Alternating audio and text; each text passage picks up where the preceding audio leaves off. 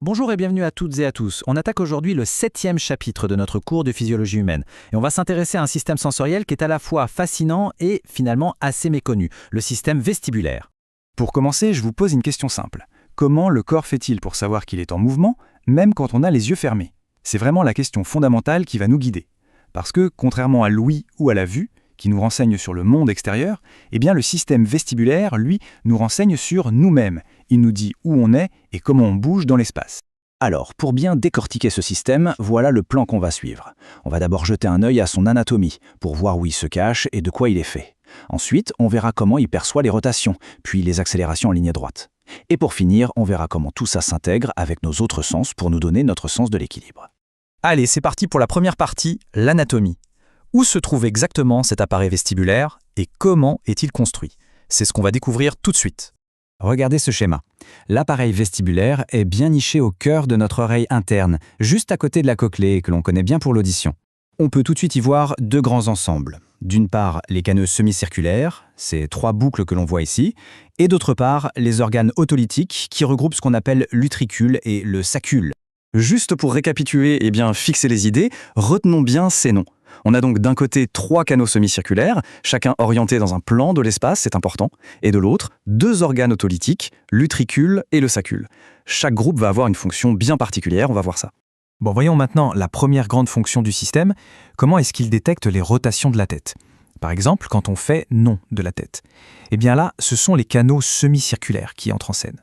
Pour bien comprendre le principe, on va prendre une analogie toute simple. Imaginez, vous prenez un verre d'eau et vous le faites tourner rapidement. Le verre, lui, bouge immédiatement. Mais l'eau à l'intérieur, à cause de l'inertie, elle a un petit temps de retard avant de se mettre en mouvement. C'est exactement ce qui se passe ici. Les canaux sémicirculaires sont remplis d'un liquide, l'endolymphe.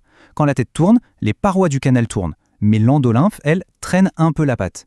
Ça crée un mouvement relatif entre le liquide et son contenant. Et alors, comment est-ce que ce mouvement est détecté?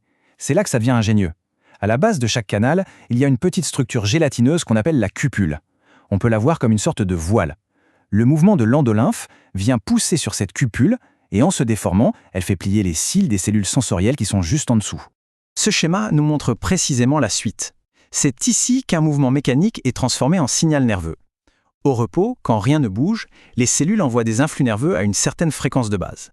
Mais si les cils sont pliés dans une direction, la cellule se dépolarise et la fréquence des influx augmente. C'est ce qu'on appelle l'excitation.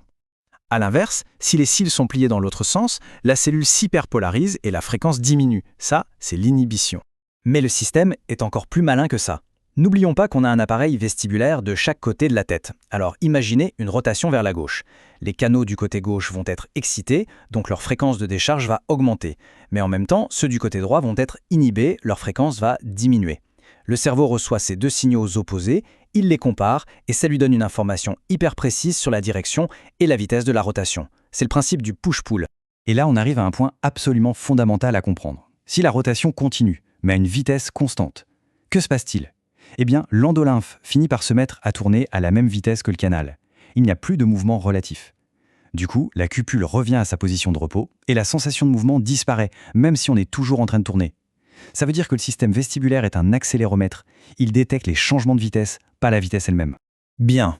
Maintenant qu'on a vu les rotations, passons au mouvement en ligne droite.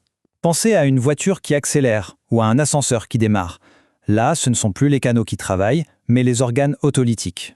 Ce tableau résume parfaitement la différence de mécanisme. D'un côté, pour les accélérations angulaires, on a les canaux semi-circulaires qui utilisent l'inertie d'un liquide, l'endolymphe. De l'autre, pour les accélérations linéaires et la gravité, on a les organes otolytiques qui utilisent l'inertie de petites structures solides, les otolithes. Alors, c'est quoi exactement ces otolithes? Littéralement, ça veut dire pierre d'oreille. Et c'est un peu ça. Ce sont de minuscules cristaux de carbonate de calcium qui sont plus denses, plus lourds que le liquide qui les entoure. Et c'est justement leur masse, leur poids, qui va leur donner l'inertie nécessaire pour détecter les accélérations.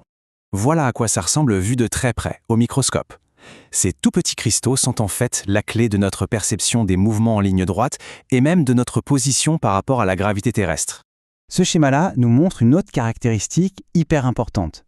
Dans les canaux, toutes les cellules étaient orientées dans le même sens. Ici, dans l'utricule et le sacule, c'est différent. Les cellules ciliées sont orientées dans plein de directions différentes. Cette organisation un peu complexe permet en fait au cerveau de décoder un mouvement linéaire dans n'importe quelle direction du plan. C'est très efficace. En plus de ça, les deux organes sont spécialisés. L'utricule, lui, est positionné à l'horizontale. Il est donc super sensible aux mouvements avant, arrière ou sur les côtés. Le sacule, quant à lui, est positionné à la verticale. Ça le rend parfait pour détecter les mouvements de haut en bas. Et, de manière constante, la force de la gravité qui nous tire vers le sol. Pour conclure, il y a une chose essentielle à bien comprendre. Le système vestibulaire ne fonctionne jamais tout seul, dans son coin. C'est un joueur clé dans une équipe de plusieurs sens qui travaillent ensemble. Le cerveau passe son temps à intégrer les informations vestibulaires avec ce que les yeux lui disent, avec ce que les muscles et les articulations rapportent sur la position du corps, c'est ce qu'on appelle la proprioception, et même avec ce que la plante des pieds ressent au contact du sol. C'est vraiment cette fusion de toutes ces données qui nous donne un sens stable et fiable de notre équilibre. Alors, en résumé, qu'est-ce qu'on doit absolument retenir de ce chapitre? Premièrement, que le système vestibulaire est notre sens interne du mouvement, notre accéléromètre personnel. Deuxièmement, cette division des tâches est cruciale. Les canaux semi-circulaires pour les rotations, les accélérations angulaires grâce à l'inertie d'un liquide, et les organes otolithiques pour les mouvements en ligne droite et la gravité grâce à l'inertie de leurs fameux cristaux, les otolithes. Et enfin, souvenez-vous que c'est bien un accéléromètre, pas un compteur de vitesse. On voit donc que cette perception de soi, de son propre mouvement, est une construction vraiment complexe. Aujourd'hui, on a posé une pièce maîtresse du puzzle. Dans le prochain chapitre, on explorera le système somatosensoriel, qui inclut justement la proprioception et le toucher, qui sont des partenaires absolument essentiels du système vestibulaire. Voilà qui termine notre exploration du système vestibulaire. Pour bien tester et consolider ce qu'on vient de voir, n'oubliez pas d'aller faire les quiz qui accompagnent ce chapitre. Merci pour votre attention et à très bientôt.